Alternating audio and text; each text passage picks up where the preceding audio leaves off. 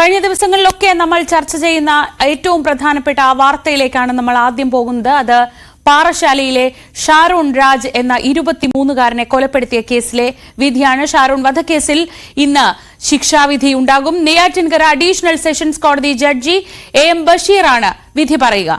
ഒന്നാം പ്രതിയായ ഗ്രീഷ്മയ്ക്ക് വധശിക്ഷ തന്നെ നൽകണമെന്ന് പ്രോസിക്യൂഷൻ ആവശ്യപ്പെട്ടിരുന്നു.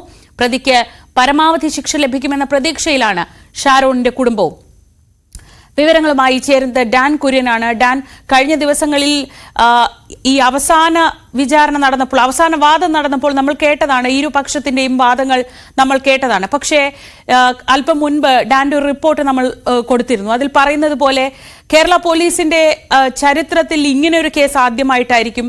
അത് പ്രണയം എന്നൊരു വികാരത്തിന്റെ പേരിൽ മാത്രം ജീവൻ നഷ്ടപ്പെടേണ്ടി വന്ന ഒരു ചെറുപ്പക്കാരൻ എന്ന നിലയ്ക്കാണെങ്കിൽ ഒരു മാതൃകാപരമായ ശിക്ഷ വിധിക്കുക എന്നതാണ് ഏവരും പ്രതീക്ഷിക്കുന്നത്. അങ്ങനെയെങ്കിൽ കോടതിയുടെ ഭാഗത്ത് നിന്ന് എന്താവും തീരുമാനം ഉണ്ടാവുക? എന്താണ് പൊതുവെ പ്രതീക്ഷിക്കപ്പെടുന്നത്?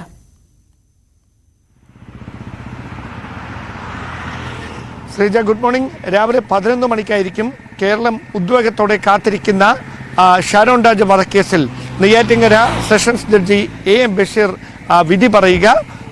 എന്തായാലും കഴിഞ്ഞ ദിവസം നടന്ന വാദമുഖങ്ങളിൽ, അന്തിമ വാദമുഖങ്ങളിലടക്കം പ്രതിഭാഗം മുമ്പോട്ട് വെച്ചത് ഗ്രീഷ്മയുടെ പ്രായം പരിഗണിച്ചുകൊണ്ട് ഒരു പുനർവിചിന്തനത്തിനുള്ള പുനർചിന്തയ്ക്കുള്ള അവസരം നൽകണം. ഈ ഒരു സമൂഹത്തിൻ്റെ കൂടി ഉത്തരവാദിത്തമാണ് അവർക്ക് ഒരു മാനസാന്തരത്തിന് ഒരു സാഹചര്യം ഒരുക്കേണ്ടത്. അതുകൊണ്ട് കോടതി അത് പരിഗണിക്കണമെന്ന ആവശ്യമായിരുന്നു പ്രതിഭാഗം മുന്നോട്ട് വെച്ചത്. പക്ഷേ പ്രോസിക്യൂഷൻ തക്കശികാന്തം ഇതിനെ എതിർത്തു. വധശിക്ഷനെ അർഹിക്കുന്ന അത്യന്തം നിഷ്ഠൂരമായ ക്രൂരമായ കൊലപാതകമാണ് ഗ്രീഷ്മയുടെ ഭാഗത്ത് നിന്നുണ്ടായിരിക്കുന്നത്. അത് കൃത്യമായി ആസൂത്രണം ചെയ്ത് നടപ്പിലാക്കുകയായിരുന്നു. സമാനതകളില്ലാത്ത വേദന അനുഭവിച്ചാണ് ഷാരോൺ രാജിന് ജീവൻ നഷ്ടമായിരിക്കുന്നത്. ഇങ്ങനെ ഒരു ക്രൂരമായ കൊലപാതകം ആസൂത്രണം ചെയ്യാൻ ചെകുത്താൻ്റെ മനസ്സുള്ള ഒരാൾക്കേ കഴിയുകയുള്ളൂ എന്ന തരത്തിലുള്ള രൂക്ഷമായ വിമർശനമാണ് ഗ്രീഷ്മയ്ക്കെതിരെ പ്രോസിക്യൂഷന് വേണ്ടി അഭിഭാഷകൻ കോടതിയിൽ നടത്തിയത്.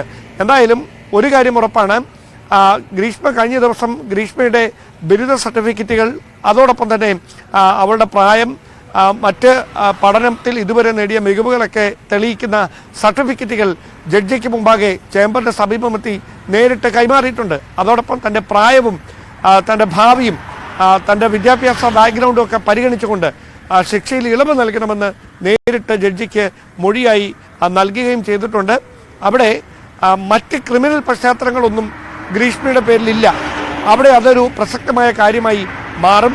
പിന്നെ ഇങ്ങനെയൊരു കൊലപാതകത്തിലേക്ക് നയിക്കാൻ ഇടയായ സാഹചര്യം, അതുമായി ബന്ധപ്പെട്ട് പ്രതിഭാഗം കഴിഞ്ഞ ദിവസം നടത്തിയ അന്തിമ വാദമുഖങ്ങളിൽ ഉയർത്തിക്കാണിച്ച ആക്ഷേപങ്ങൾ, അത് കോടതി പരിഗണിച്ചാൽ, അത് ഗൗരവത്തിലെടുത്താൽ തീർച്ചയായിട്ടും ശിക്ഷാവിധിയിൽ അത് പ്രതിഫലിക്കാൻ തന്നെയാണ് സാധ്യതയെന്നാണ് മനസ്സിലാക്കാൻ കഴിയുന്നത്. നമുക്ക് ഉറപ്പിച്ചങ്ങ് പറയാറായിട്ടില്ല കാര്യങ്ങൾ.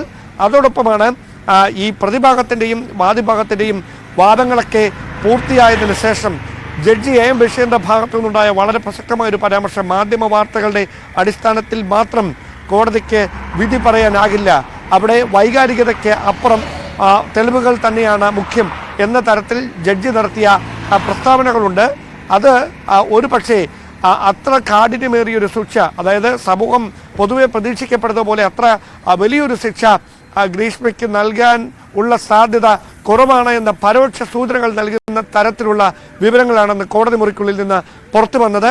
എന്തായാലും 11 മണിക്കായിരിക്കും കേസിൽ വിധി പറയുക. 10 മണിയോടെ ഷാരോൺ രാജിന്റെ മാതാപിതാക്കൾ അടക്കം പാറശാലയിലെ വീട്ടിൽ നിന്ന് കോടതിയിലേക്ക് എത്തും. ഒരുപക്ഷെ അവർ വീട്ടിൽ നിന്ന് ഇറങ്ങുന്നതിന് മുമ്പ് മാധ്യമങ്ങളോട് പ്രതികരിക്കാനാണ് സാധ്യത. പ്രധാനമായ ഒരു ആക്ഷേപം, നിലവിൽ കുറ്റക്കാരെന്ന് കണ്ടെത്തിയതിൽ തങ്ങൾക്ക് സംതൃപ്തിയുണ്ട്. പക്ഷേ അമ്മയെ, അതായത് ഗ്രീഷ്മയുടെ അമ്മ സിന്ധുവിനെ കേസിൽ കുറ്റവിമുക്തയാക്കിയതിനെതിരെ ഹൈക്കോടതിയെ സമീപിക്കുന്ന കാര്യം കൂടി കഴിഞ്ഞ ദിവസം മാതാപിതാക്കൾ വ്യക്തമാക്കിയിരുന്നു. നേരത്തെ നമ്മൾ സൂചിപ്പിച്ച പോലെ കേരള പോലീസിന്റെ കേസ് ഡയറിയിൽ സമാനതകളില്ലാത്ത ഒരു അധ്യായം ബാക്കി വെച്ചുകൊണ്ടായിരിക്കും ഗ്രീഷ്മ കേസിൽ, ഷാരോൺ രാജ് വധക്കേസിൽ ഗ്രീഷ്മയ്ക്കെതിരെ ഇന്ന് നെയ്യാറ്റിൻകര സെഷൻസ് കോടതി ശിക്ഷ വിധിക്കുക.